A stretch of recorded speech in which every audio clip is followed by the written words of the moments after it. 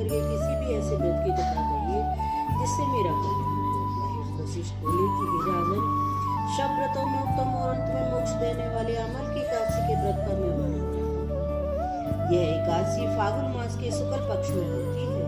इस व्रत के करने से समस्त पाप नष्ट हो जाते हैं। इस व्रत का पुण्य 1000 गोदान के बराबर है। अब मैं आपसे एक पौराणिक कथा कहता हूँ, ध्यान पूर्वक सुनिए। एक वैदिक नामक नगर में ब्राह्मण, क्षत्रिय, वैश्य और शूद्र चारों वर्ण आनंद सहित रहते थे। वहां पर सदैव वेद की पूजा करती थी। पापी, दुराचारी और नास्तिक कोई नहीं था। उस नगर में चैत्रथ नाम का चंद्रवंशी राजा राज्य करता था, जो अत्यंत विद्वान तथा धार्मिक था।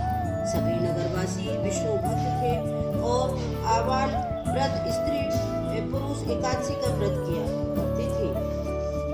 एक समय फागुन मास के शुक्ल पक्ष की अमल की एकादशी आई। उस दिन राजा, प्रजा तथा बाल वृद्ध सबने हर्ष पूर्वक व्रत किया। राजा अपनी प्रजा के साथ मंदिर में जाकर पूर्ण कुंभ स्थापित करके धूप, दीप, नैवेद्य, पंचरत्न आदि से धात्री आंवले का पूजन करके इस प्रकार स्तुति करने लगा कि हे धात्री, आप ब्रह्मा जी द्वारा उत्पन्न हुए हो और समस्त पापों का नाश करने वाले हो, अतः आपको नमस्कार है।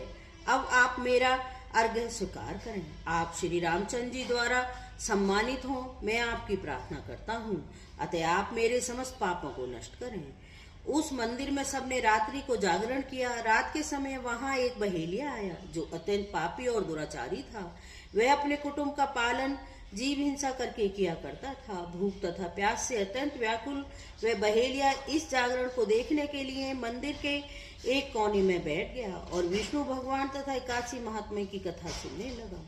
इस प्रकार अन्य मनुष्यों की भांति उसने भी सारी रात जागकर बिता दी। प्रातःकाल होते ही सब लोग अपने अपने घर चले गए तो बहेलिया भी अपने घर चला आया। घर आकर उसने भोजन किया। कुछ समय बाद उस बहेलिये की मृत्यु हो गई, परंतु उस अमल की एकादशी हुई